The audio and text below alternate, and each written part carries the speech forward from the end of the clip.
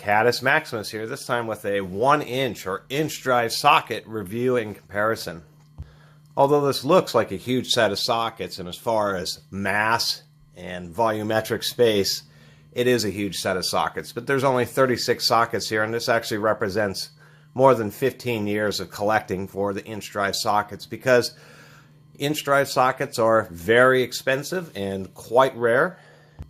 As a matter of fact, I've only ever seen one store that has any kind of inch drive tools in stock. That happens to be a large CarQuest that is like a regional kind of store, supply store, and then they have the entire collection of Gray's pneumatic sockets, which is surprising. And it's the only place I've ever seen inch drive sockets, and they have all the way up to 4.5 inch. So to let you know, inch drive sockets will go up to at least 4.5 inches, which is really way too large for inch drive. But one thing I've noticed about inch drive is that versus other socket drive sizes, there happens to be a wider range of socket sizes for inch drive. And the reason for that is that there is larger drive sizes. There's 1.5 inch, there's 2.5 inch drive, 3.5 inch drive. But that is all real specialty order, and you have to be building, building ships, heavy infrastructure construction, things of that nature, working on D11 giant bulldozers and mining equipment. It's the only time you really run into tools and drives of beyond 1 inch. They are super rare and ridiculously expensive. And just so everybody knows, the world's largest impact wrench is the Ingersoll Rand 599. I believe there's only 2 or 3 videos in all of YouTube about that impact wrench. It happens to be, some guy who happens to use one industrially. It's called the 599 because it weighs 599 pounds and has 80,000 foot-pounds of torque. So that's how big impact wrenches can get. But as a standard, you would say that inch drive is rated for 1 ton or 2,000 foot-pounds of torque. So since I've had this been building up this collection for a long time, I figured I could at least do kind of a review, and basically all these inch drive sockets have performed great for me. I don't use them for running fasteners very often because it's pretty uncommon to run into fasteners that you need such large sockets for. However, on the smaller sizes down in this range, say like this 1 3/16, I actually have used them fairly, relatively common for like crankshaft pulley bolts or large suspension bolts. And the nice thing about inch drive is it's just such a beefy, heavy-duty drive that there isn't really any flex in the tools. So you're really able to get out stubborn fasteners just a little bit easier with this larger drive size. Where I do use them quite often is I do, press in and out bushings, engine mount bushings, suspension arms, those types of things. And oftentimes you need cups. You need circular objects that you can put the suspension arm over, and then have another pusher object where you push the old bushing out. Many of those bushings are like rubber molded into a steel ring.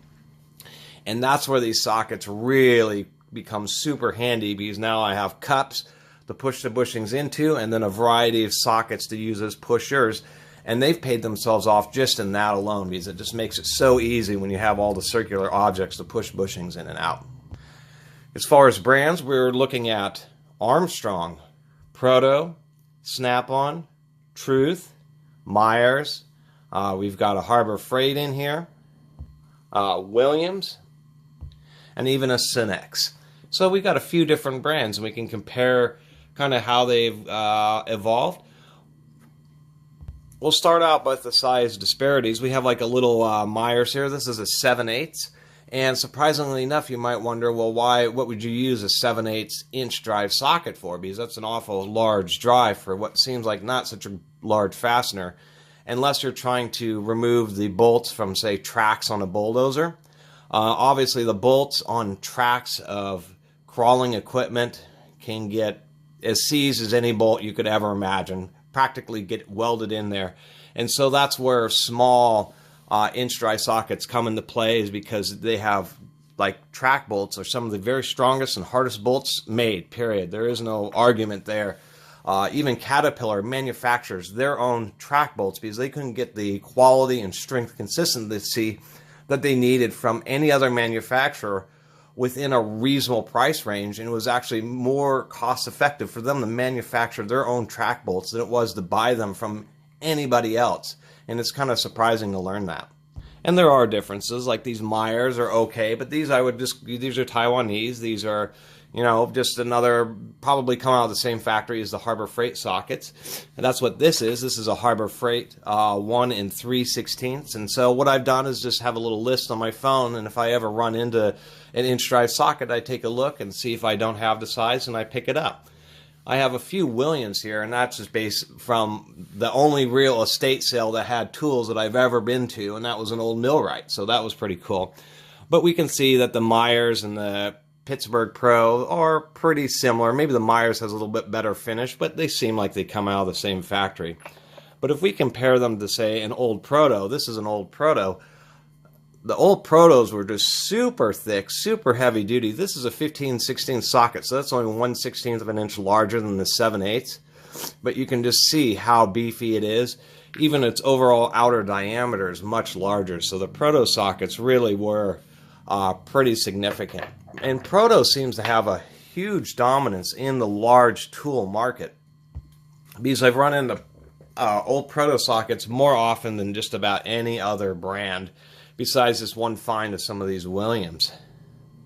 And due to the lack of, since I buy these used and have been individually building them up, there's an eclectic collection of impact, non-impact, 6-point and 12-point. The difference between 6-point and 12-point when it comes to inch drive is just a bit less of a concern. You're not as concerned with stripping out a fastener with a 12-point, just because the scaling is so large. There's just so much surface area. And many times when you're working with these large fasteners, the huge 60-degree swing on a 6-point fastener is sometimes just not workable, and you really do need a 12-point fastener, or excuse me, a 12-point socket, just so you can have that 30-degree swing. And there are some more unique ones. What we have here is a Williams 1 5/16. This will just be considered a standard chrome 12-point socket, but they still are pretty huge. One thing that is kind of hit or miss when it comes to these inch drive sockets is this release button. Many types of inch drive tools, they don't use a ball bearing, they actually use a metal post that physically locks the socket onto the extension or the tool. And so some manufacturers have put in these little buttons integrated so you can just push the button and easily release the socket. But most times it's just like these, where you have a hole in it and you have to put a nail or some kind of rod in there to push the detent down in order to release the socket. I do have a snap-on down here. This is a 1 3/8, and like other snap-on sockets, what I've noticed is you can see the drive on this. It started to curl over a little bit, get a little bit flattened. Snap-on doesn't harden their steel as hard as other manufacturers, I suppose, to prevent splitting, but it's something that's been real consistent with many Snap-on sockets I've owned, is that the steel is simply not as hard as other manufacturers. And I've never understood why. And you might think, well, this is a pretty well-used socket, but if we look at the drive side, we can see that this socket's actually been hardly used at all. There's almost very little rounding on the drive side, or the square side, but on the hex side it is starting to round just after a few uses, and it's always been a disappointment. I really don't. I've reviewed several Snap-on tools, and either they were borrowed so I could review them, or I've sold them just because I'm just not into Snap-on like other people are. And I just can't handle it when I have a set of Mastercraft Pro sockets that I've had for 20 years showing less wear than a Snap-on socket that I've used for 2 months. It's really frustrating. Anyway, as we move on, there's many kind of off-brand manufacturers. This is a Jet, and it's actually a Japanese-made chrome vanadium. This is a 1 1/2 inch, and this would be like a mid-well socket, and that's fairly common. There are deep well sockets. I have a deep well Myers here, and just as the same as any other deep well, it's just these are extra huge. We have truth sockets here. That's what these with the real square edges are, and I was actually pretty happy to find them. Here's a huge one. This is this is definitely old and dirty, and you see I only paid $10 for it. This is a 2 1/4 inch socket, and I probably should clean it up. But you always know Truth. They have real light stamping on them, but they just say Truth, Mankato, Minnesota. Yeah, Mankato, Minnesota.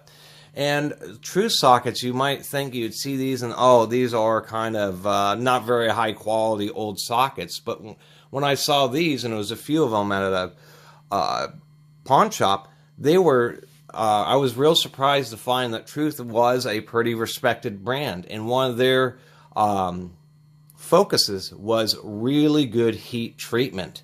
And when I found that out, I've used these a few times, not this size, but some of the other sizes I have here, and have been real pleased. They really do perform pretty darn well. I should also point out, because of the scaling on inch drive, things like having no fluting in sockets does not mean as much as it does on smaller sizes. Almost all these sockets don't have fluting except for some of the newer ones.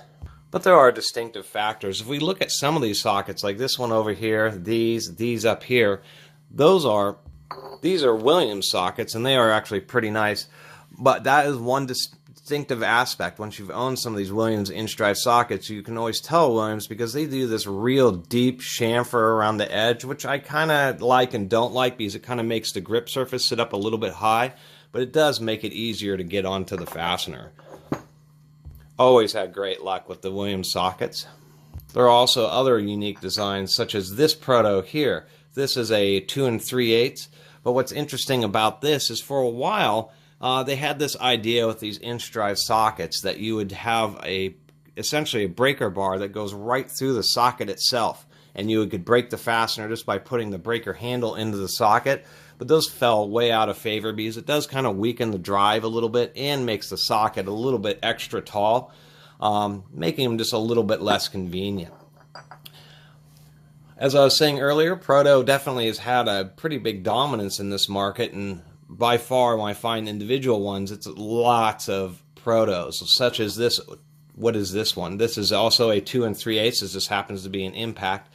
This is kind of maybe a 90s socket or so, 80s or 90s, where it's a little bit more modern shape and undercut, but still wasn't fluted. Proto was pretty late in the fluting. But this socket, if we use my index finger here, you can see how thick the walls are. The walls in this socket are about 5/16 of an inch thick or so, 8 millimeters, maybe even 9 millimeters. So that's always a neat aspect of these big sockets, is that everything's outsized. I mean, the wall of this socket is thicker than an 8 millimeter socket outer diameter. If we go way back here, we have a much older, this is like a 1970s proto socket, and you can tell it's much different, because they have this undercut and then they put in the ridge. It looks just it's real flat right here, where compared to, say, the slightly more modern one, you can see it's tapered. And they had a bunch of extra steel. I see why Proto changed, just because they were throwing away so much. They weren't throwing it away, but there's a lot of extra material. This is a 3 1/8 inch socket, and this thing weighs 10 pounds or more. It's really surprising. I do have one modern Proto socket. So this is, Proto still doesn't do fluting in the drive side, and this socket's actually been used quite a bit, but you can see how well they hold up. You can know it's been used a lot, because this little ring, this ridge that's inside here, is how much the impact wrench has just been hammering on it. And we can see on the drive side that it works, that it's still in great condition.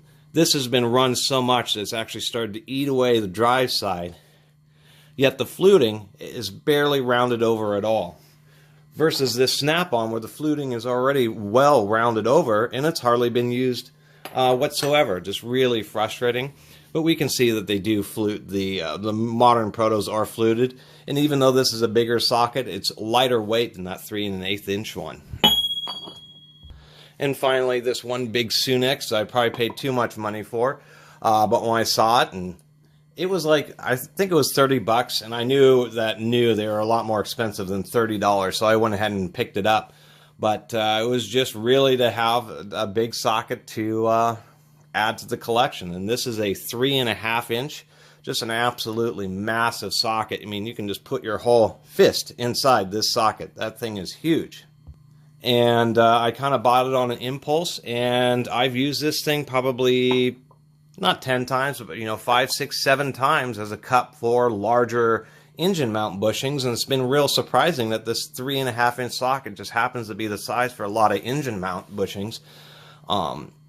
and it's really actually been quite useful. Those bushings are difficult to get out when you're trying to use blocks of metal to hold it up, but having just this nice flat, square cup just makes those things just great. We use that 20-ton press I've talked about, and that's really why I keep these things around, is because they pay themselves off all the time via you doing press work. It's really surprising. And then every once in a while, when you have some large fastener, maybe somebody's working on a transmission, or any number of kind of odd situations where there's large nuts. That's really been one of the other areas I've used this is doing some minor transmission repair, or having to remove some of the shaft nuts that are inside those. Even in a small 4-cylinder car, those will be 1.5 inch nuts. And if you're in like a truck transmission, those things can be 2 inches or larger. And so if you don't have the socket to operate to work on a fastener that size, there's nothing you can do. And that's part of the reason I collected these tools, is I've always been kind of self-sufficient that way. And always is frustrating when you have the ability, you know what you need to do, and can fix something, but you just can't remove, one simple nut or a couple of simple bolts just because you don't have a tool that's big enough. Or maybe you only have an adjustable wrench and you just can't get anywhere near the kind of torque that you need to actually loosen or retighten the fastener. So anyway, that was kind of the point of this video, is just to talk about inch drive sockets and how they're actually more useful than just for turning fasteners. And how, yes, they are tremendously expensive. I mean, I'm not going to mention like new prices. People can go look online on new prices. I'm sure like a 3.5 inch 6-point shortwell impact snap-on socket is probably $350, I'm sure, just for that one socket. I paid less than $300 for all these, but it's just been piecing together and just buying them one at a time. It seems really odd when you start out, because you only have just a couple, 3 random inch drive sockets. But as the years go by and you kind of keep your eye out for them, Craigslist, garage sales, estate sales, flea markets, you can actually build up a nice little set of these. It just takes perseverance and a little bit of commitment. Anyway, I think I'll end this kind of review and comparison here, but I've always wanted to do a video about the big sockets, so here it is. I really appreciate everybody watching and subscribing, and if you haven't subscribed, please do. Until next time, Catus Maximus out.